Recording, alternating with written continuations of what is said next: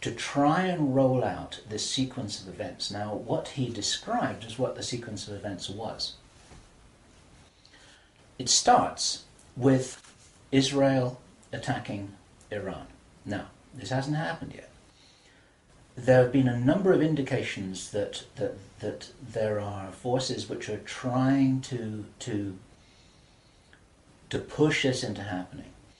You've only got to follow the news for the last 2 years to realize that the public is being prepared for a justification for this kind of thing. Iran is being set up as being the bad guys that deserve something to happen to them, and so on and so forth.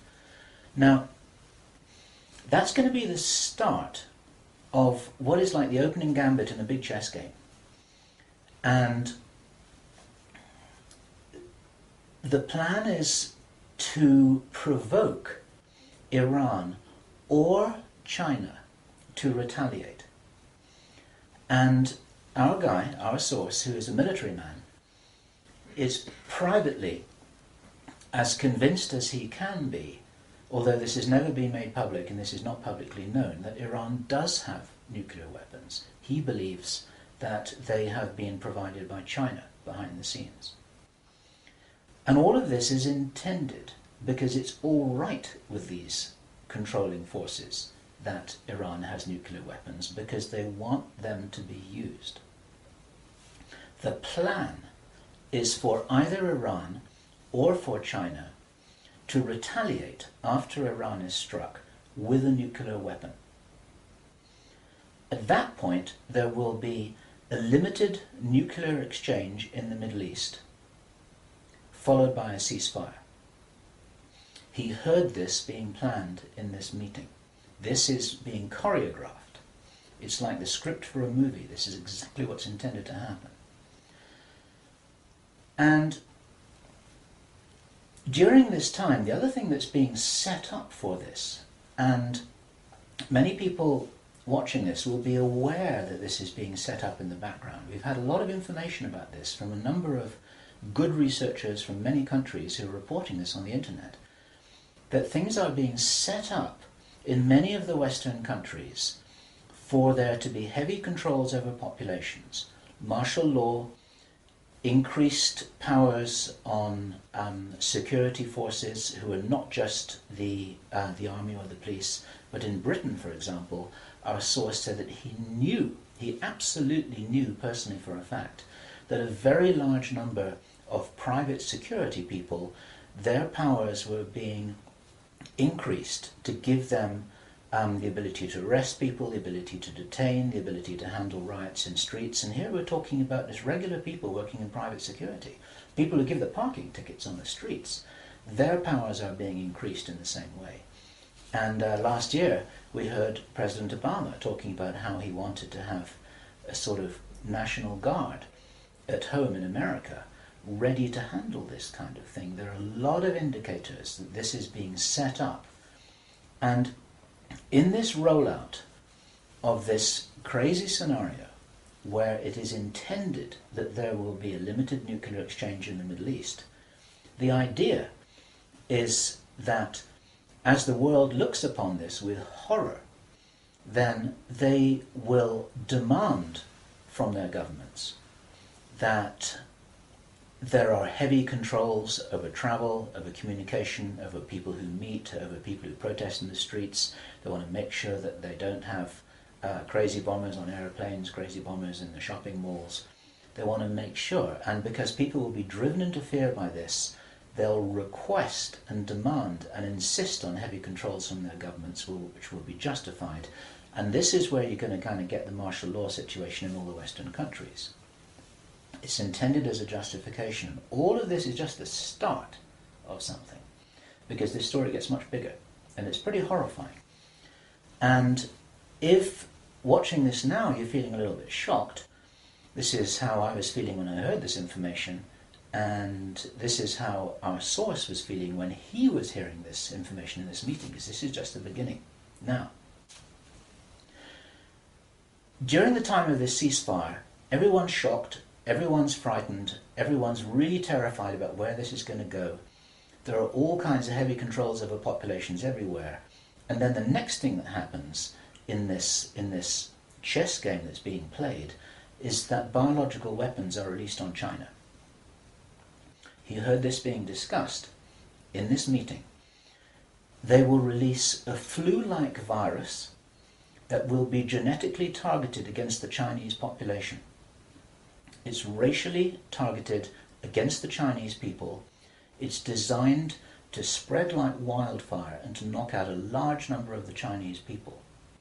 And these people in this meeting were laughing about this. They said, China will catch a cold. Those were their words. China will catch a cold. And they were laughing about the fact that these biological weapons will wreak havoc among the Chinese population.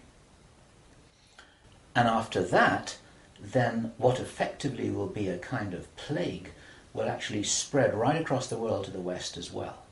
Our source was not clear whether this was a Chinese retaliation or whether the thing would just spread out of control in the way that it would be very understandable if it did, whether it's racially targeted or not. These things actually mutate. So now you've got a situation where there's been a limited nuclear war in the Middle East. There's a pandemic that really is sweeping across the world and really is killing people very visibly. And you've got this totalitarian military lockdown in all the governments in the Western world because everyone's going to be in panic about all of this. And then, he said, then the real war starts. Something that would be justifiably called the Third World War, with a much more major nuclear exchange. And at this point, I asked him, is this just about population reduction? What is this about? Why are they doing this? Why this insane Dr. Strangelove plan for just unleashing all of this stuff on the world? Why do it? Now, as our conversation went on, I started to find answers to those questions. Now, some of this is speculation. I want to share this speculation with you because it's important enough that we work together here to figure out what's going on. And there are some clues, there's some very important clues that I'm going to present to you here in this video. He said, absolutely, it's about population reduction. So I said, well, in this meeting, did they mention any figures? And he said, yes, they did, 50%. Half the world's population. This is planned as per the Georgia Guidestones.